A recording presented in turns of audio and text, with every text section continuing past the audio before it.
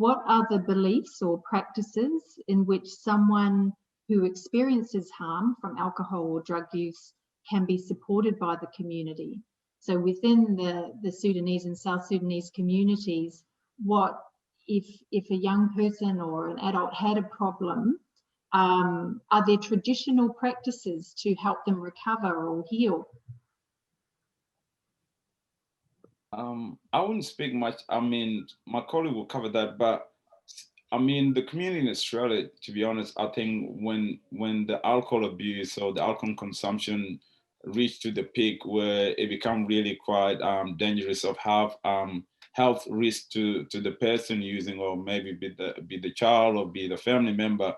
Some family members then tend to push people to go and see the doctor, which is, you know, seek medical help.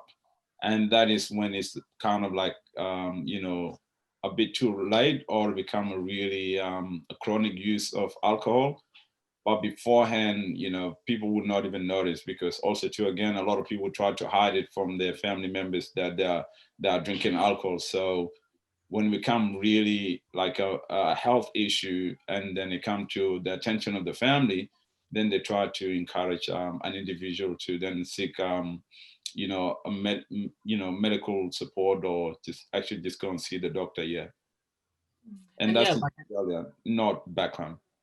yeah, sure. Thanks, Anyak, for that. Like you've mentioned, actually, yeah, it takes a while before any member of the community tend to realize that, you know, one of the family member is involved in alcohol and other drug consumption, given, you know, the privacy we've talked about, and given, you know, or the freedom we have here. So it reached a later certain stage later when the family members realize, okay, maybe a child is involved, or rather a young person is involved, they tend to think, oh, okay, if that is happening right here, then I think the better option would be now to take that particular young person or people back home, because that is where, like we talked about before, that is where they think, okay, young people doesn't take alcohol or rather consume drugs, so it would be better to take them home and take some times, you know, mingling with people back home, and perhaps that would, you know, make them change a little bit. And that is what it is happening right now, as opposed to seeking medication. Other people tends to like, okay, let's take them overseas so that they meet with other young people back home, or with some of the extended family members back home, and maybe the situation on the ground there. And given that, you know, accessibility would be an issue, because if you go to a pub, you will be asked, you know, who are you buying this for? Actually, you will be denied to buy it. And so yes, accessibility will be a problem. And again, you being seen drunk and you're the only young person drinking, you will feel like, oh, okay, so people doesn't drink here, and that tends to change people a little bit. So yeah. So a practice that's highly recommended within the South Sudanese community, like in terms of supporting someone, is attending church and participating in prayers or receiving prayers from the community. Because church is one of those things that's it's highly embedded into our culture, and it's seen as like a powerful activity that can like rectify an individual's like wrongdoing. Or it could be as simple as like participating in some sort of like traditional spiritual rituals. So one of our spiritual rituals includes like getting in contact with like ancestors. So this can be done by sending the individual back home, as Deng mentioned, to South Sudan, back to the village where their tribe's from, and I guess sacrificing a goat or a cow, whichever one they can access, and then allowing like the elders to pass down like knowledge and I guess talk to the young person, pray for the young person in hopes that it will, I guess, influence them and change their mind about their actions. And also taking them back home. When I was discussing with mum what's the reason behind that, it also gives them a sense of like making them understand where they came from and showing them the hardships of back home, so that when they come back to Australia, they can really focus on making a better future for themselves and the community. Another belief is like engaging in community activities such as like dancing. We occasionally hold like dances, which is called Lord, on special occasions. So like on the first Christmas, Easter, those special occasions, we all get together and I guess for the whole day just dance and show off the culture and stuff. But yeah, another belief is just like finding a hobby and just keeping that individual busy so that they just don't have the time or energy to be getting involved in alcohol and other drugs. Could I ask a question to the panel? Let's say being in Australia, do you think there is a certain percentage of young people, or it doesn't have to be young people, but people experiencing problematic drug use, do you think they would go to their church leader to ask for help? Would that be something that they would do, or do you think the shame would stop them from going to that spiritual leader? Personally, I would say no. There's not a large percentage of young people who would turn to, spiritual elder, just because, as you mentioned, with all the shame and like once they say it to the priest, who knows who the priest is in contact with, and like maybe they haven't even told their parents or relatives and stuff, so the news gets out. So it's a lot of it has to do with like shame and not wanting to have their business out in the community. More so they'll go to like a cousin or someone who they feel supported by. So it wouldn't be like an elder though for the younger generation. So usually it would go to probably some sort of elder relation that they would trust. Yeah. Okay.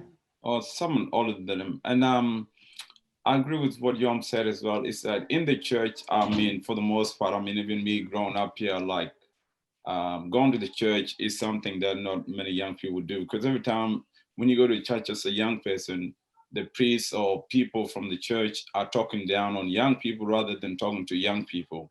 So young people don't want to go to church and be talked down to, or made at as a bad example of, those people in the community who lost their ways, basically, which is something some priests, I'm not saying all of them, tend to highlight most of the time. Like, you don't want to be like blah, blah, who is an alcoholic. You don't want to be blah, blah, who is going clubbing every weekend. You don't want to be blah, blah, who got pregnant because they were drinking alcohol. You know what I mean? So a lot of the time they're really talking down on the issues or the struggle of young people rather than addressing them. So young people, they just give them like, I don't want to associate myself with the church or the priest or people who go to the church and talk down about young people. So that's one of the things that a lot of young people really don't approach any church leaders or any member of the church to talk to them about the issues with alcohol and other drugs for the reason I just mentioned. There's a lot of shame and the fact that they will not listen.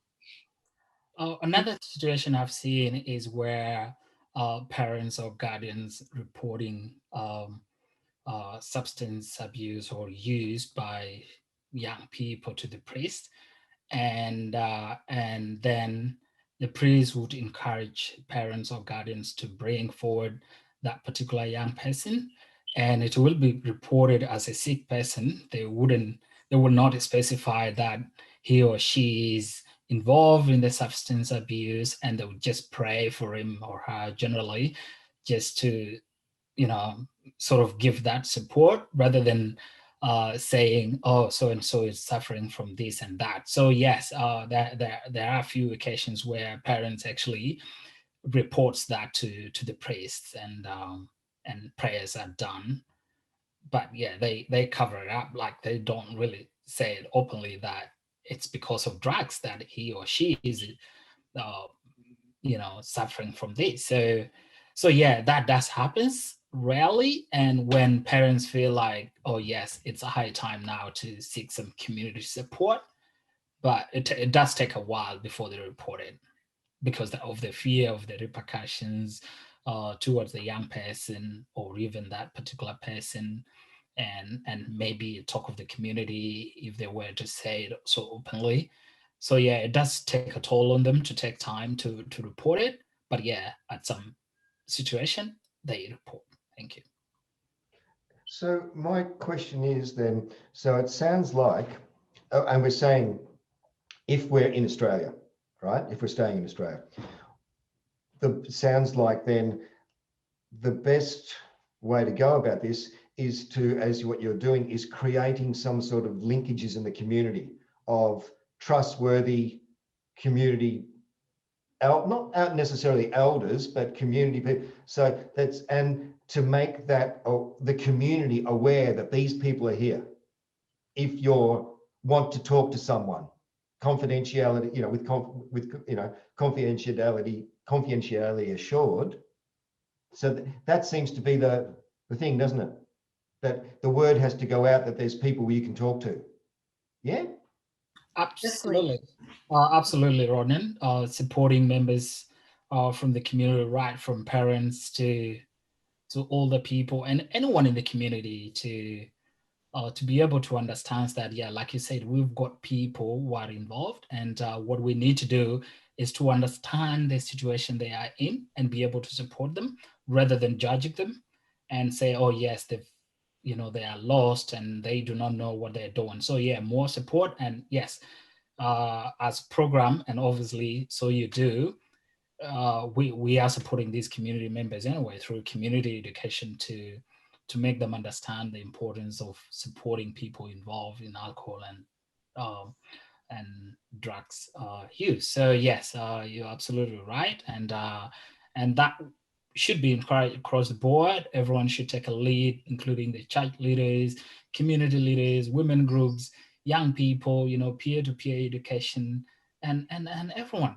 We should know that these are things that are gonna be there for a while and ever with us, and therefore having common understanding, or rather general understanding around these issues is critical. Thank you. And has significant impact also, to everyone. So yeah. I think something that we need in our community is like those role models who have personally experienced these situations, so that they could be there for the young people to let them know that this does happen, but there is help out there, and they're the people that you can go to that can guide you and be like your mentor to get you through those situations. That's something our community needs to look into and really establish those support systems.